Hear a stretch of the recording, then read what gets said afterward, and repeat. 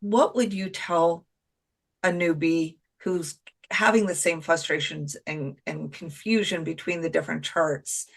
Is there any guidance you could give them at a high level to help them kind of release the need for control of them to all look the same, or how to Yeah. do that? Yeah. I mean, no chart looks the same. And it's not even a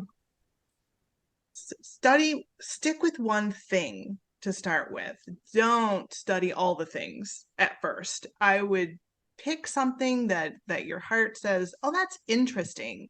Because there's a lot of things to distract us. And I would say just pick one type of astrology, start with maybe one author. I really love Stephen Forrest. He is an evolutionary astrologer, has many books out there. There's so many great authors.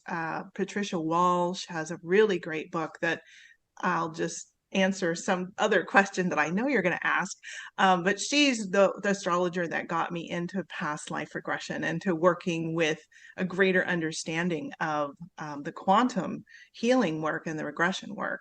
But stick with one thing. If it's evolutionary astrology, there's a lot of different authors within that realm to play with and work with. Um, and I think that's where things are going, is to understand more of a quantum realm of the way that we live. We're moving. The age of Aquarius is definitely in the quantum realm. We've arrived. We're here. So evolutionary astrology is what I recommend. But start with one thing. Don't get too broad in the first approach. And then just start. I started with just like, what does it mean to be a Scorpio born on a full moon?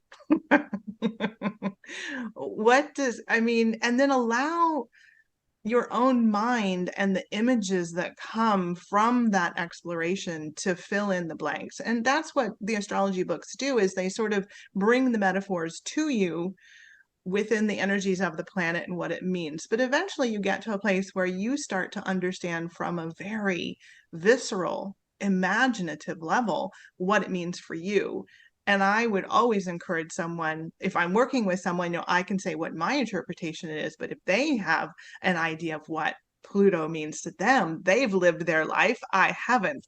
So I'm always open and in that discourse coming to a greater understanding. And that's where BQH and other regression therapies have been great, is I can ask the questions that their soul is really wanting to get through, and the conscious mind might not be able to do it.